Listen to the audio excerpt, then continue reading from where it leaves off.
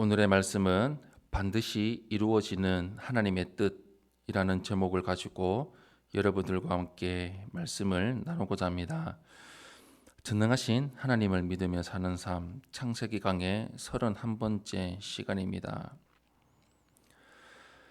하나님의 말씀은 1.1획도 없어지지 않고 반드시 다 이루어집니다. 이 말씀은 모든 역사가 주권자 하나님의 뜻대로 성취가 될 것이라는 것을 교훈하고 있습니다. 홍수 심판 이후에 노아로부터 이어진 자손들의 계보 속에서 하나님의 주권을 발견하고 하나님의 주권 앞에 복종하는 삶을 살아가는 우리 성도님들이 되시기를 축원합니다. 첫 번째 하나님의 주권은 다시 생육하고 번성하는 인류를 만드십니다. 노아 홍수로 인해서 모든 인류가 멸망을 당하고 노아의 가족들만 남았습니다.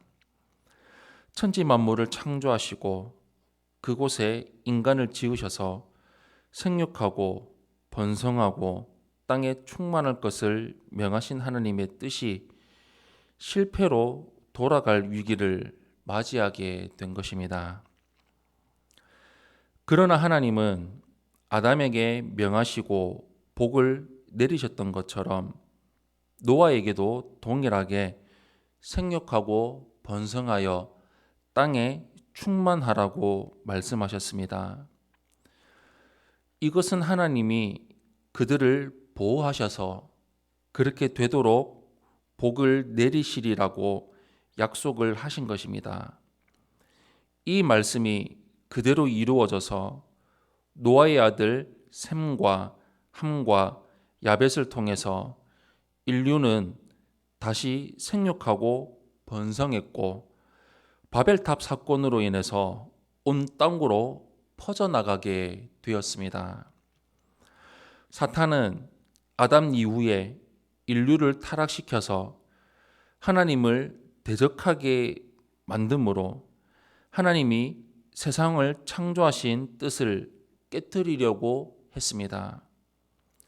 하나님은 죄악이 관영한 인류를 홍수로 심판하셨지만 모두 멸하지 않으시고 경건한 노아를 통해서 인류를 다시 번성하도록 계획하셨습니다.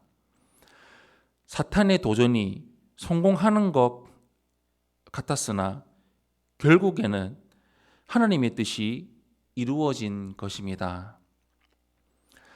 사람의 일이라면 오랜 시간이 수포로 돌아가서 타격을 받았겠지만 천년이 하루 같고 하루가 천년 같은 하나님께는 별다른 문제가 되지 않았습니다.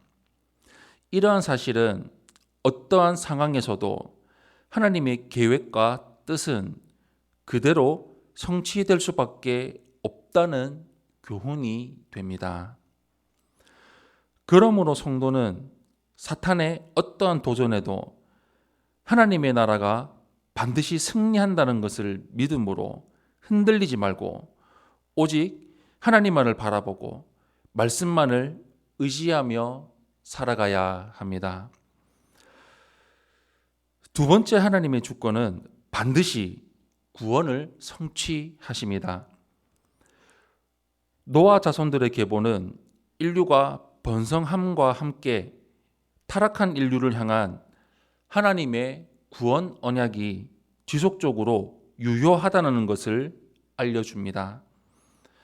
아담에서 노아까지의 계보는 인류를 구원하기 위해 이 땅에 오실 메시아의 계보입니다.